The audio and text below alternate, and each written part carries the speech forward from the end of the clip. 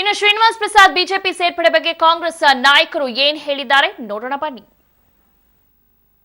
Sir, Srinivas Prasad ಅವರು BJP ಸೇರಿದ್ದಾರೆ sir. ಕೇರಳಿ ಬಿಡಪ್ಪ. ಶ್ರೀನಿವಾಸ್ ಪ್ರಸಾದ್ ಅವರು ಬಿಜೆಪಿ ಸೇರಿದ್ದಾರೆ ಸರ್. ಕೇರಳಿ ಬಿಡಪ್ಪ. ಶ್ರೀನಿವಾಸ್ ಪ್ರಸಾದ್ ಅವರು ಬಿಜೆಪಿ ಸೇರಿದ್ದಾರೆ ಸರ್. ಕೇರಳಿ ಬಿಡಪ್ಪ. ಅವರ ಹೇಳಿಕೆಗಳ ಬಗ್ಗೆ ಹೆಚ್ಚು ಪ್ರತಿಕ್ರಿಯೆ ನೀಡಕ್ ಹೋಗೋದಿಲ್ಲ. ಅವ್ರು ಯಾಕಂತ ಹೇಳಿದ್ರೆ ಅವ್ರು ಎರಡೆರಡು ದಿವಸ ಒಂದೊಂದು ಹೇಳಿಕೆಗಳು ಬರ್ತಾನೆ ಇರ್ತದೆ. ಮತ್ತು ಇವತ್ತು ಅವರು ಒಂದು ಪಕ್ಷದ ನಮ್ಮ ಹಿರಿಯ ನಾಯಕರಾಗಿ ಈ ಎಲ್ಲಾ ಅಧಿಕಾರವನ್ನು ಅನುಭವಿಸಿರ್ತಕ್ಕಂಥವ್ರು ಮತ್ತು ಪಕ್ಷದ ಶಿಸ್ತನ್ನು ಕೂಡ ಉಲ್ಲಂಘನೆ ಇವತ್ತು ಮಾಡ್ತಾ ಇರ್ತಕ್ಕಂಥ ಸರಿನೂ ಕೂಡ ಅಲ್ಲ. ನಾವು ಇದನ್ನ ಎಲ್ಲವನ್ನು ಕೂಡ ಎಐಸಿಸಿ ಗಮನಕ್ಕೆ ನಾವು ತಗೊಂಡ್ ಬಂದಿದ್ದೀವಿ. ಕೇವಲ ಪತ್ರಿಕಾಗೋಷ್ಠಿಗಳು ಕರೆಯೋದು ವಾರಕ್ಕೆ 2-3 ಸಲ ಅದರಲ್ಲಿ ಹೇಳಿಕೆಗಳು ಕೊಡೋದು ಖಂಡಿತವಾಗಿ ಸರಿನೂ ಅಲ್ಲ ಮತ್ತು ಅವರ ವಯಸ್ಸಿಗೆ ಶೋಭೆನೂ ಕೂಡ ತರೋದಿಲ್ಲ.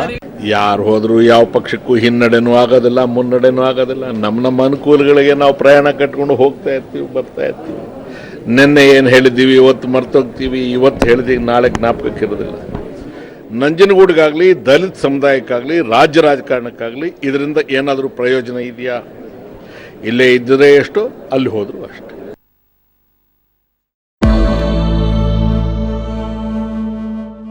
ನವೆಂಬರ್ 8ನೇ ತಾರೀಕು ಅತ್ಯಂತ ಗಂಭೀರವಾಗಿದ್ದಂತಹ ದಿನ. ದೇಶವನ್ನು ಉದ್ದೇಶಿಸಿ ಮಾತನಾಡಿದ್ದ ಪ್ರಧಾನಮಂತ್ರಿ ನರೇಂದ್ರ ಮೋದಿ ಅವರು ಈ ದೇಶದ ಮುಂದೆ ಒಂದು ವಾಗ್ದಾನವನ್ನ ಕೊಟ್ಟರು.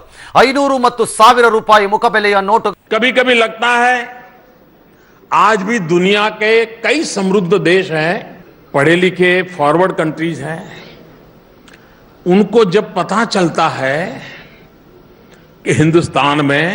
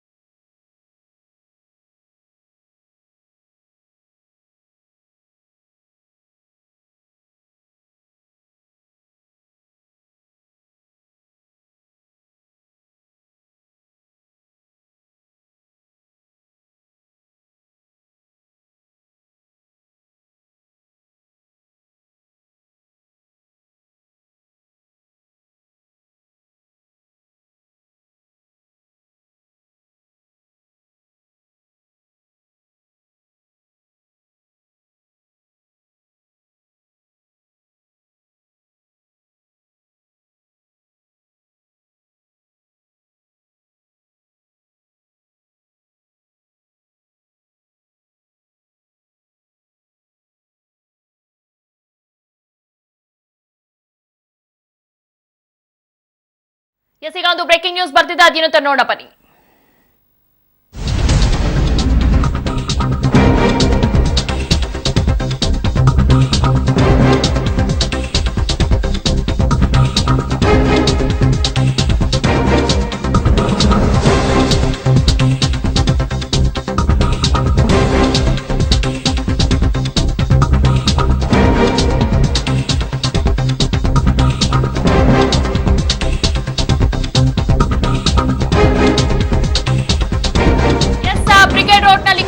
ಅಟ್ಟಹಾಸ ಪ್ರಕರಣ ಸಂಬಂಧಪಟ್ಟಂತೆ ಏನು ಇವತ್ತು ಗೃಹ ಸಚಿವ ಜಿ ಪರಮೇಶ್ವರ್ ಹೇಳಿಕೆಯನ್ನ ನೀಡಿದ್ದಾರೆ.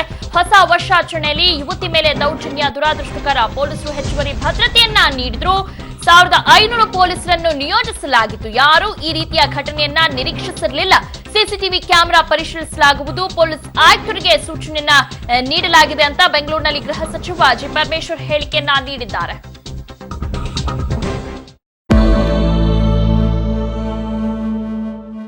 ನವೆಂಬರ್ 8ನೇ ತಾರೀಕು ಅತ್ಯಂತ ಗಂಭೀರವಾಗಿದ್ದಂತಹ ದಿನ. ದೇಶವನ್ನು ಉದ್ದೇಶಿಸಿ ಮಾತನಾಡಿದ್ದ ಪ್ರಧಾನಮಂತ್ರಿ ನರೇಂದ್ರ ಮೋದಿ ಅವರು ಈ ದೇಶದ ಮುಂದೆ ಒಂದು ವಾಗ್ದಾನವನ್ನ ಕೊಟ್ಟರು.